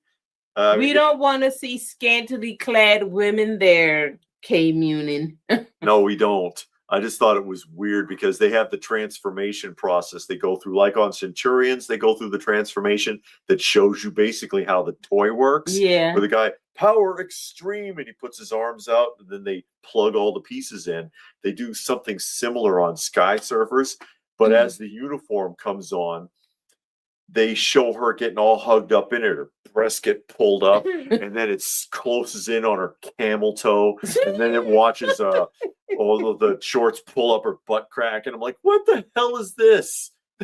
I'm serious. So she got on like this bathing suit with no back. And it's like, but then she got on like these thigh-high boots. You're like, what in the world? And then the episode today, I don't know what she was doing. She was laying on something. She's laying on her stomach. Yeah. And then the belt comes around to tighten onto her right above her butt and squeezes her cheeks. And I'm like, come on. How much of this did they slip by the network censors? I mean, seriously. But then they showed the same thing with the men, but they show it from the side. You didn't see It was like, why did y'all have to zoom in on her behind? Because why not? I don't want to see dudes behind getting squeezed up by a belt. No.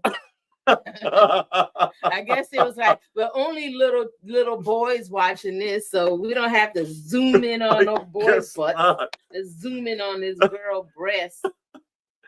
Right, oh my God, that show. Web Woman was going to be called Spider Woman, and Marvel rushed out. Okay, yeah, you told us that the Spider Woman show was then canned after one season.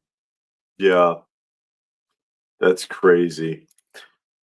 That and there was that other. Oh, what's that other one that has the cartoon Isis?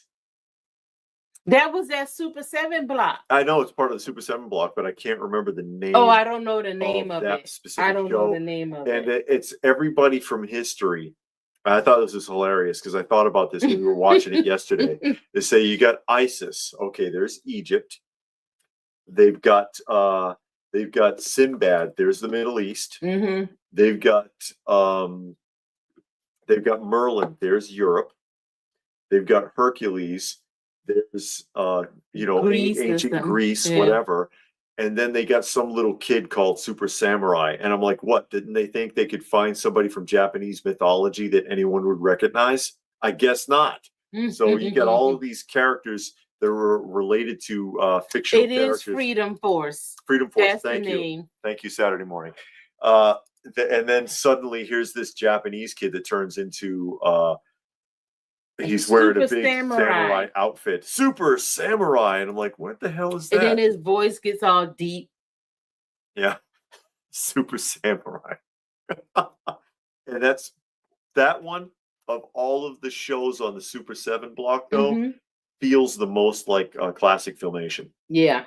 It really does. You can sense it. It's better written, too, than some of the other shows. Them other ones seems kind of lame. Yeah, they're kind of lame. But the Freedom Force is a little better written. But I just thought that was an interesting. I thought that was interesting. It's like, okay, we couldn't find somebody from Asia, from the East at all. You could find somebody from the Ming Dynasty. Nothing. Bruce Lee. I mean, no, Jackie Chan. That's not going back far enough. That's the problem. But I mean, they could, I suppose, Confucius, but they already had Merlin, right? Confucius, people would have recognized the name, but those other characters they wouldn't have recognized. And then I thought it was interesting the writing, because when they were fighting a wizard, an evil wizard, a cult wizard, Cagliostro. And I'm like, that's actually pretty damn clever of the people that wrote this, because from the 1700s, there was a famous hustler used to rip people off who was an occultist named Cagliostro.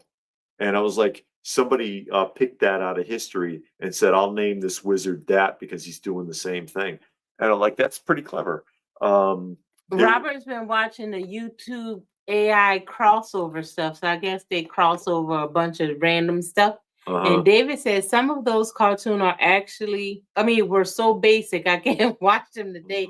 An example is Super Friends. We saw Super Friends. It was good. I thought the first season, it was Legion of Doom. Yeah. And then they dumb it down and they bring in Zan and Jaina. Yeah, those twins. The twins, their job is basically to screw up and get kidnapped every episode. And when it's twins, it's always male, female twins.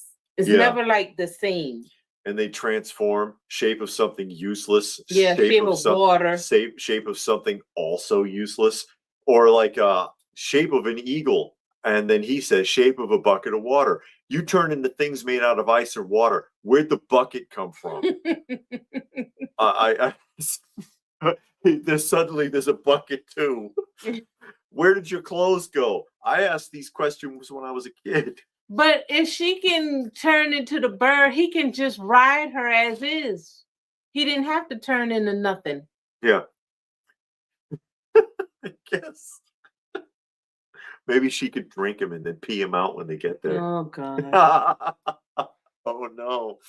But they were always useless. They were always in trouble.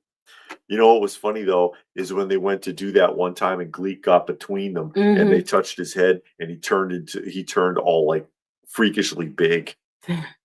Last two seasons of Super Friends turned into Superpowers team and turned into a serious 80s action cartoon based on superpower toys. Okay, I don't know if I saw that. We didn't see that part. I We don't think just I saw saw the that. Super Friends, and that Well, was we it. saw like I think only the first 3 seasons. Okay. And we thought the first one was a lot better because of the Legion of Doom, even though it was still kind of ridiculous.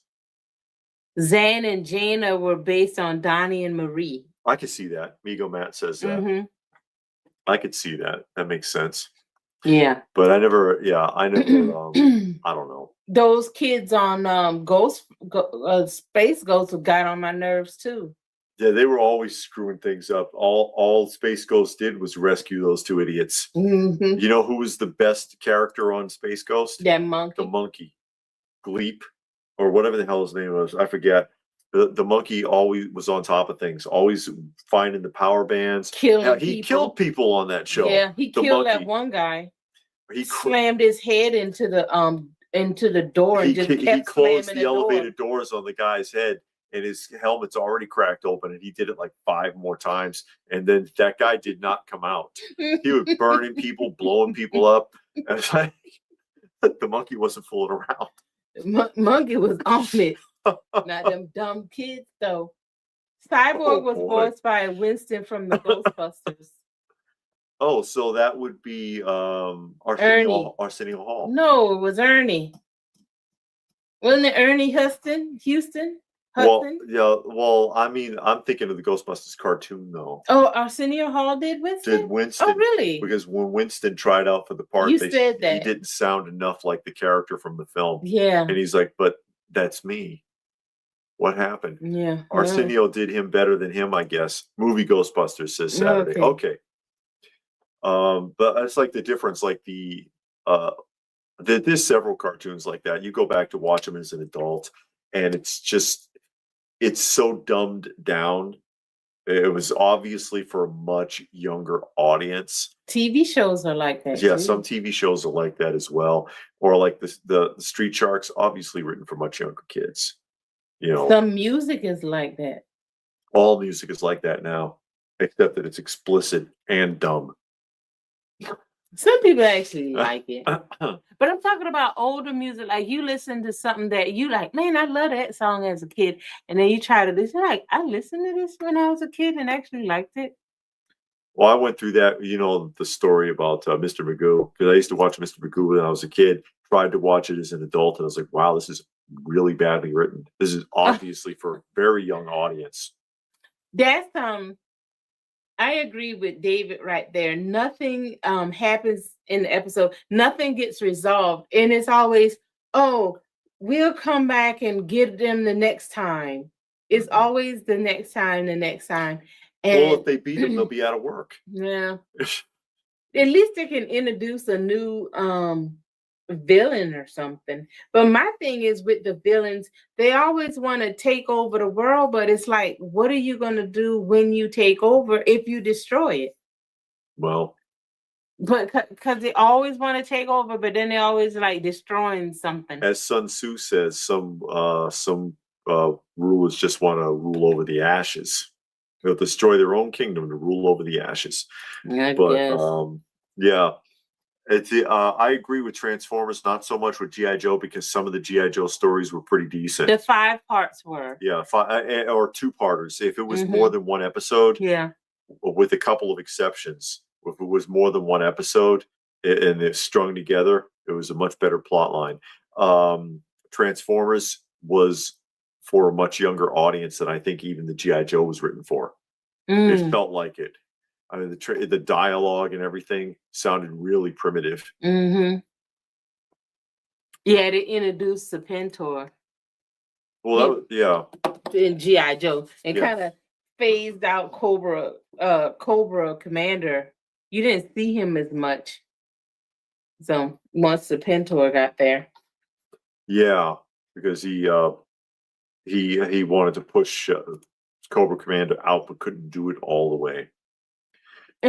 Yeah. Parachutes and no one could aim straight. They No. could aim straight on the rifle range, but Yeah. otherwise you can shoot down a jet with your pistol, but you can't hit the guy in the parachute. Yeah. Or they can always hit the wing of the plane, but never like the window and kill the person flying it. Yeah. Always the wing of the plane. Yeah, very big, very sharp contrast between the comic and the actual show. And Saturday Morning points out then Transformers the movie came out. And of course, Transformers the movie, which made everybody upset, was better drawn, better written, and had better dialogue than the show did. Mm-hmm. It just did. They did a lot better of a job on all of that than they did with the actual show itself. Mm-hmm. And then spun off of that back to another season of Transformers and made it even more primitive than the original, to the point where we couldn't watch it anymore. Because we tried. Yeah. It was like, ooh, wow, we watched really the first dumb now. 2 seasons, Yeah. right? And then I think we got to the 3rd or 4th season and couldn't do it. What no more. happened? Yeah, it got even worse. It started getting bad, then it got so bad it was like, no, we're pretty much done. It's a shame. Oh yeah, Saturday Morning said G.I. Joe did have some creepy stuff, like the lady who gets faceless and people melting as a kid cloned, killed on camera by the parrot.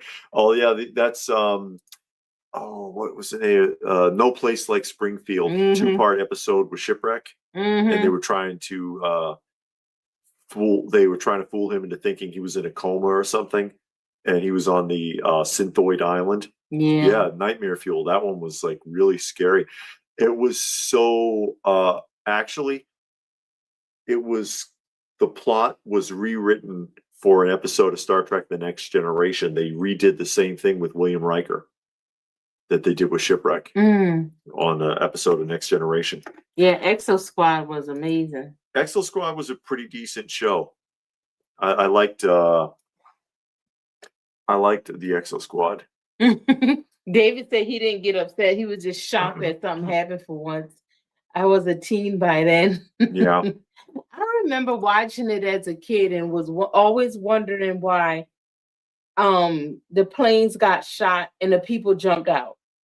Nobody ever got killed. Nobody. I always thought that. How come nobody ever get killed on the show? They always shooting and nobody gets hit except for the plane, and it's always the wing. Ask Congress. Yeah. Because they're the ones that said you had to tone down the violence in the cartoons.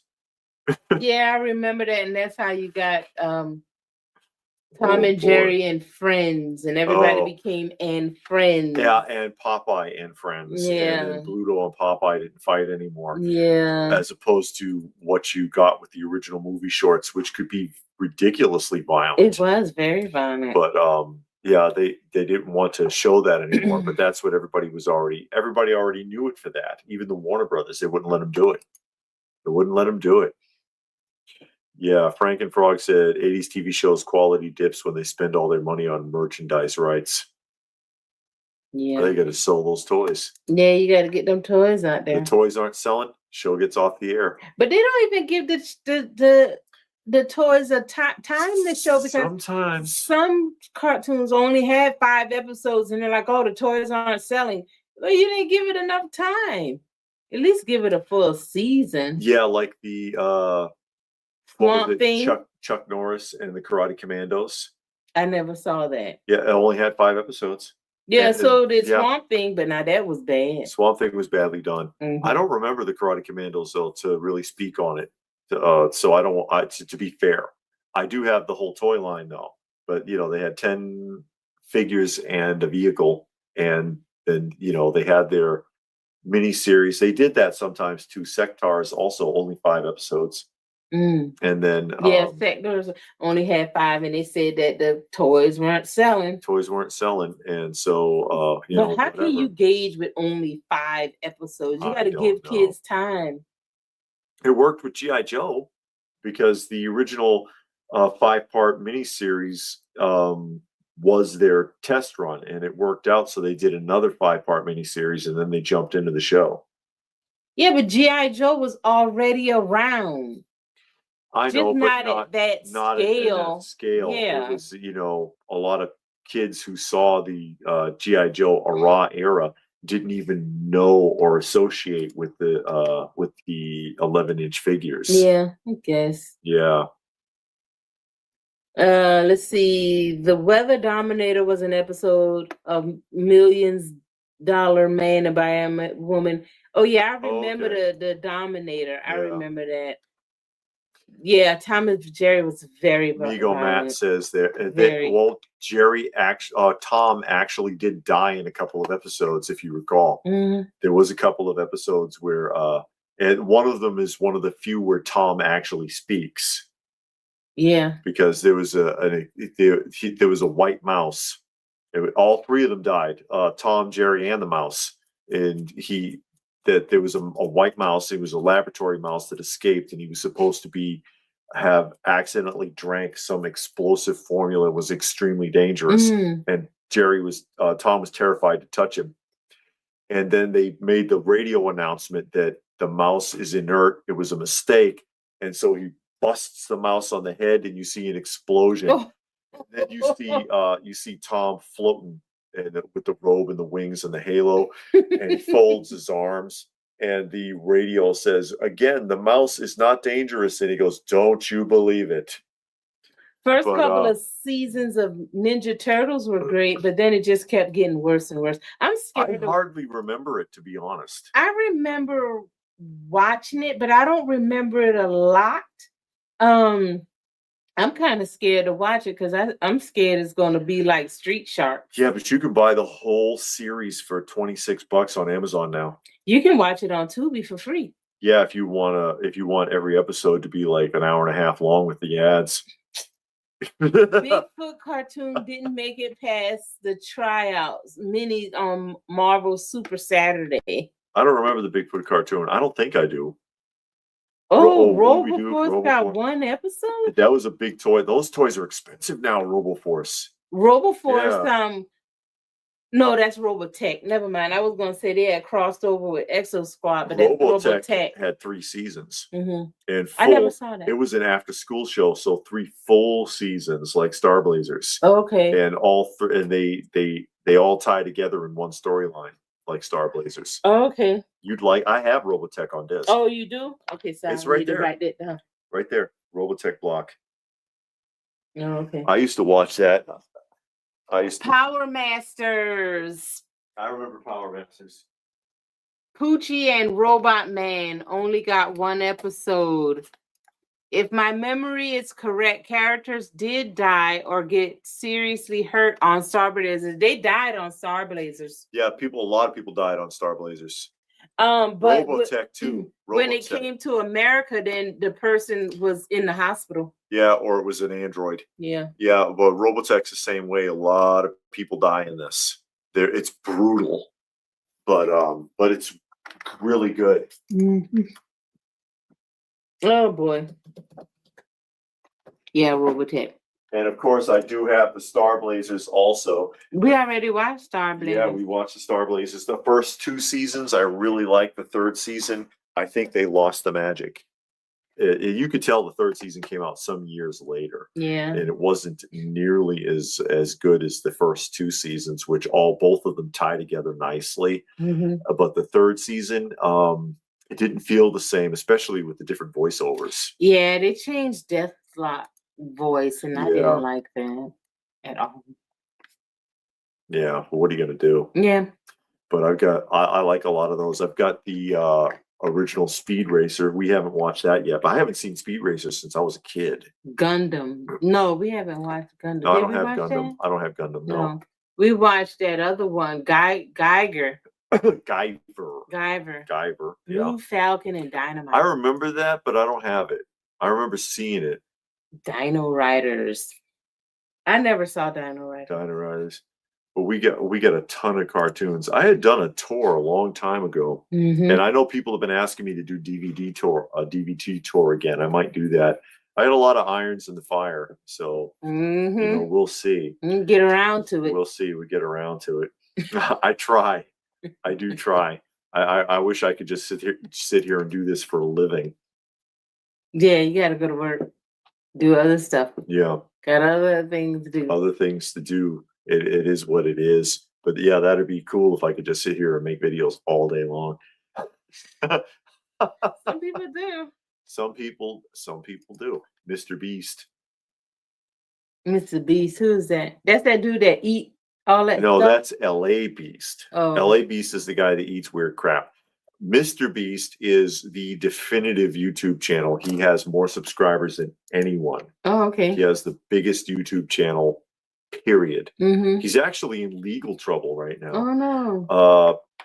Sexual harassment charges. Oh boy. From people on his staff.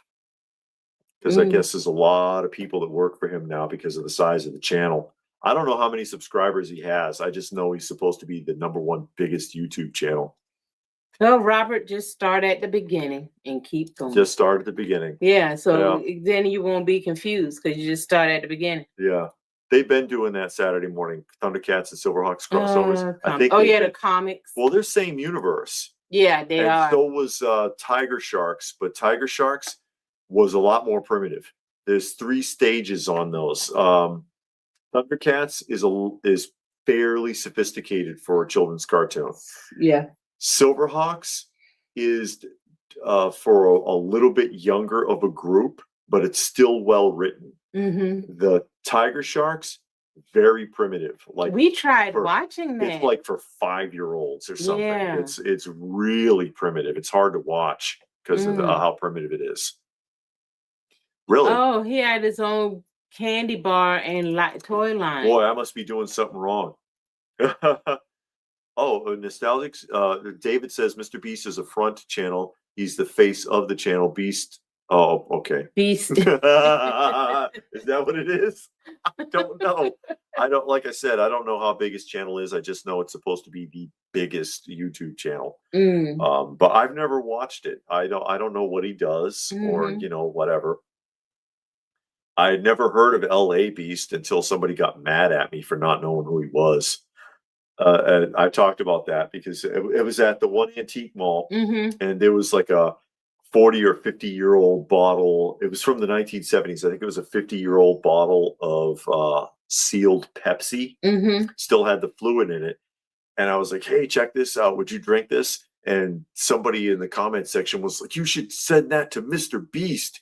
And I'm like, I'm sorry, I don't know who Mr. Beast is. And man, he was pissed. I'm like I'm supposed to know who every person on YouTube is. There's like 5 million channels. How am I supposed to know that? I don't know.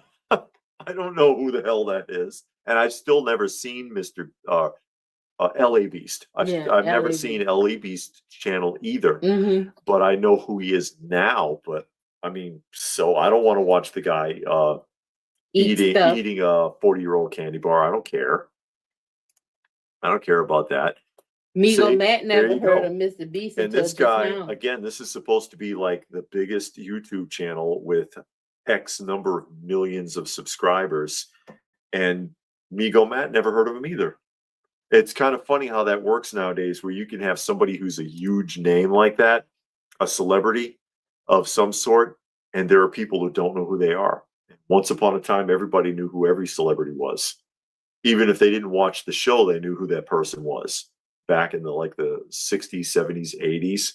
And now there are huge social media stars out there that have millions of subscribers, and you could pass them on the street and would never know it. I think that's kind of weird how that's worked out. We're not gonna sell no t-shirts. T-shirts? Yeah, Robert's talking about when we're going to sell t-shirts. What do people do? I actually have a couple of t-shirt ideas. I don't know if I don't know. Well, what do you think? Is that even a good idea? I'd like to make some for myself. I have a couple of interesting t-shirt ideas that would be related to this channel. Crazy, these YouTubers with Merc. Ryan's World got a big screen movie that was one of the worst bomb movies of the year. Really? I don't know who Ryan's World is. There you go. Frankenfrog has heard of Mr. Beast, but never, I guess, stayed away from it. Stayed away from it. Looking for it. Yeah. Sell King of Toy Crowns. Yeah. The problem is nowadays anyone can be considered called a celebrity for any reason. Yes. That's true. It is true. Yeah. I mean, if you have some kind of following, technically you're a celebrity. Technically you're an influencer because there are people who will listen to you, you know? And part of the reason why we just try to stay positive, because we know there are people who will just listen to us. And so we don't want to tell people what to do. We don't want to be negative, you know, something like that. Migo said he'd buy a t-shirt and a coffee mug with the logo. And not a logo. I have an actual, I think it's an interesting idea. I'm not going to say what it is in case I do it, but I have a really interesting idea for a t-shirt that I think people would get a kick out of. That's specifically channel related. LPH coffee. Yeah. Coffee mugs. Angry Nerd got a movie and video game. A video game, huh? Angry Nerd. I never heard of him. That sounds familiar, but I don't know if I've seen him. I don't know if I've ever seen the channel, but that name does seem familiar. Oh, yeah. Angry Nerd. I could be wrong. Yeah. I could be wrong. But anyway, we're past the 2-hour mark, so we're going to go ahead and sign off. We're going to finish watching our movie. Yes. I wanted to give a special thanks, of course, to Pastor Rick, to Ooby Doob, to Ooby Doob again, to Robert, and to Stone Sour for helping out our cat shelter, making donations to the channels. We appreciate that very, very much. Now, every little bit, man, it goes a long way. It goes a long way for cat food and litter and medicine and everything else. We enjoy helping them, and we appreciate when people want to help us. David says it's Angry Video Game Nerd, and the movie was awful. Oh, okay. I don't even know. But thank you, everybody, again, of course, for joining us. Hope you had a good time, and we will try to catch you again sometime soon.